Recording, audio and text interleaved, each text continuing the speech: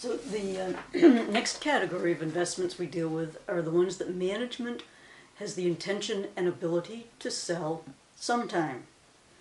Our three categories: trading, we're going to sell these in the near future, and we can sell them in the near future. Held to maturity, by definition, are debt securities because they have a maturity date, stocks don't. And so anything that's not categorized as held to maturity or trading generally is lumped into available for sale. This is by far the biggest category that most companies classify their investments as available for sale. So they have the intention and ability to sell them sometime. And so because it's sometime and not in the very near term, the economic reality is a little bit different, so the journal entries are a little bit different. So the reporting will be a little bit different. So when we make we're still going to report them at their current fair value on the balance sheet, but we are not going to report any unrealized gains or losses on the income statement. Instead, they're going to be reported in the stockholders' equity section of the balance sheet.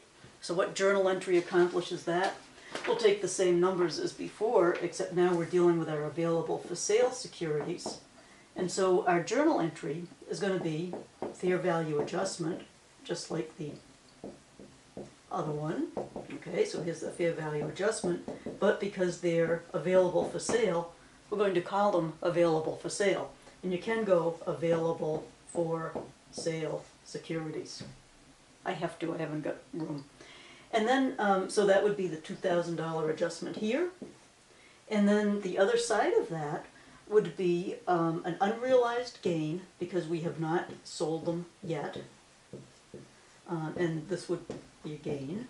And because it's reported in the stockholders' equity section, we say unrealized gain equity. And you have to have that there. You have to have available for sale and you have to have equity. On the other, you have to have trading and income. Okay, and so that's 2,000.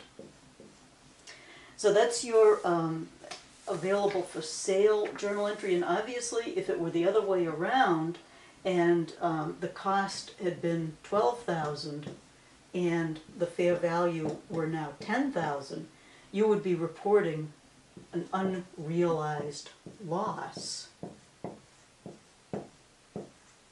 on your equity, to be reported on equity, and of 2,000, and the credit would be to fair value adjustment, because that would reduce the fair value of the whole account, and it would be your fair value adjustment, the available for sale.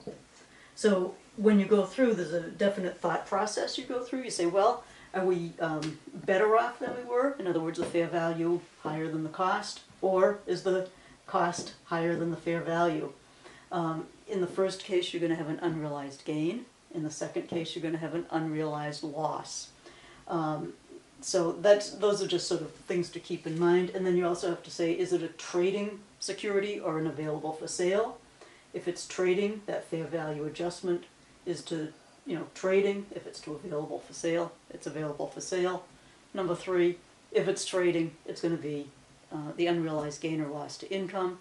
If it's available for sale, to equity.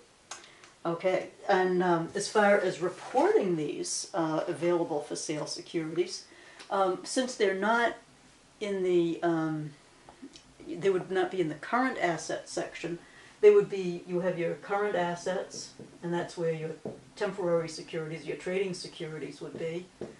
But then you have your investments section. And so your available for sale are generally going to be reported in here if they're going to be held for a year or longer. And I think we'll leave it there for this course. But as you go on into intermediate, it would be, some could be in current assets if they were going to be sold within the year. Generally longer term is in the investment section. We're just going to be putting them right in the investment section, and that'll be fine for now. And then the unrealized gain or loss equity, you have to get to the stockholders' equity section, of your balance sheet. And you'll have your total retained earnings and paid in capital. And then if there's treasury stock, you'd go less treasury stock. And it is in that part of the stockholders' equity section that you would also go unrealized gain or loss on your available for sale securities. So best bet is to look in the book to one of the examples of the balance sheet and just see how all of that is reported. So that's your available for sale securities.